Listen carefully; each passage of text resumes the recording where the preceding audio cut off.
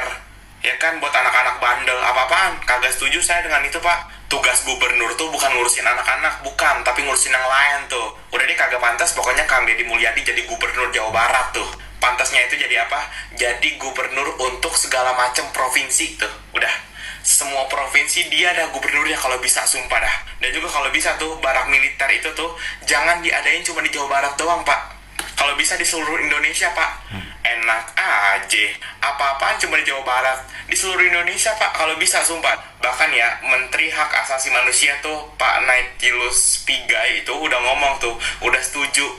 Ya kan, udah menyarankan kalau barak militer itu tuh diadain di seluruh Indonesia, Pak. Jangan cuma di Jawa Barat aja, Pak. Pilih kasih amat jadi orang. Anak bandel itu bukan cuma di Jawa Barat aja, Pak. Anak yang durhaka sama orang tua bukan cuma di Jawa Barat aja, Pak. Semuanya juga ada, Pak. Jadi tolong ditangani, Pak. Jangan cuma Jawa Barat aja, Pak.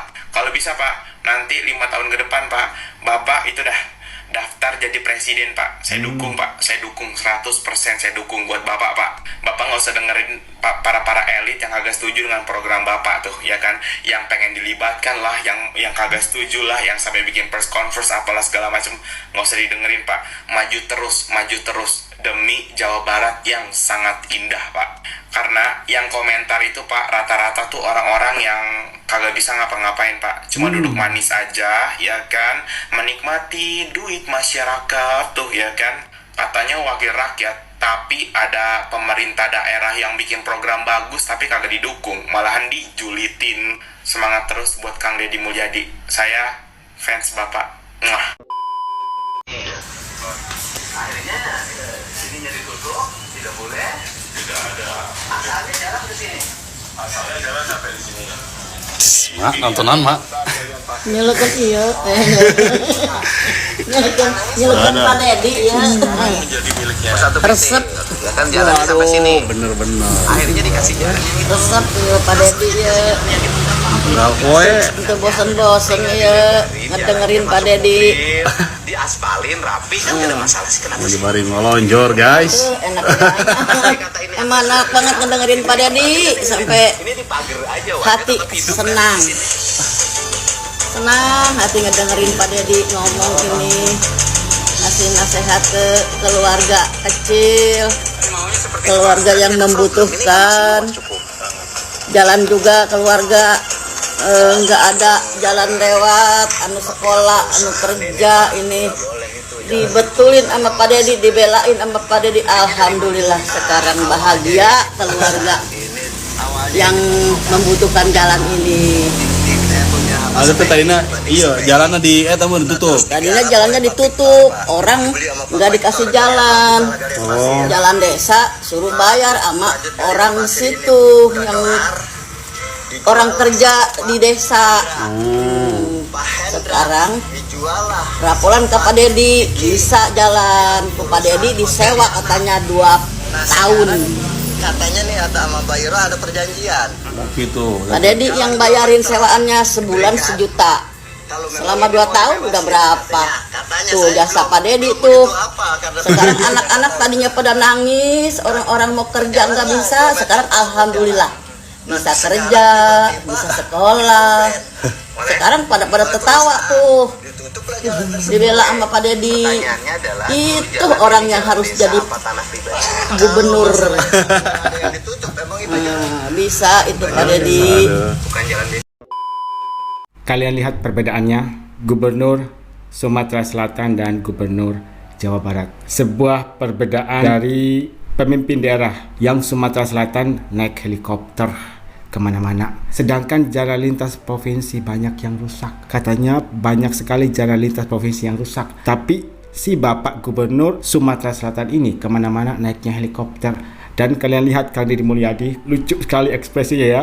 Sederhana, bersahaja, apa adanya, dekat dengan rakyat.